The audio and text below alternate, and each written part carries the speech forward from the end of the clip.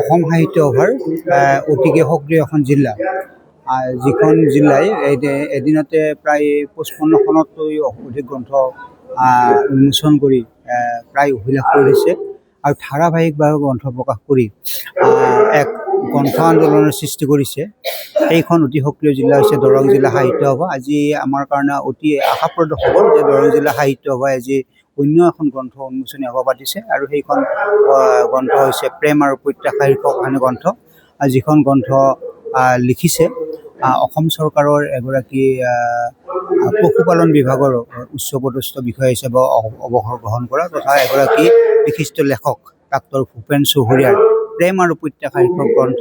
আৰু এটা কথাই ভাল লাগিছে যে আজি যথা সময়ত নিৰ্দিষ্ট সময়তে এই সভাখন আৰম্ভ হৈছে আৰু সকলো গ্ৰন্থপ্ৰেমী আহি ইয়াত উপস্থিত হৈছে। দৰং জিলা সাহিত্য সভাৰ প্ৰাক্তন সভাপতি মণ্ডলী, অসম সাহিত্য সভাৰ দৰং জিলাৰ পৰা প্ৰতিনিধিত্ব কৰা বিষয়ববীয়াসকল, লগতে গ্ৰন্থপ্ৰেমীসকলে ইয়াত আজি যি এক উৎসৱমুখৰ পৰিৱেশ সৃষ্টি কৰিছে তাৰ ফলত আমি অনুভৱ কৰোঁ যে যি এই গ্ৰন্থ আন্দোলনৰ আৰম্ভ কৰাৰ যি এটা প্ৰয়াস কৰা হৈছে এই প্ৰয়াসক আজিৰ এই অনুষ্ঠানে সাফল্যমণ্ডিত কৰিছে।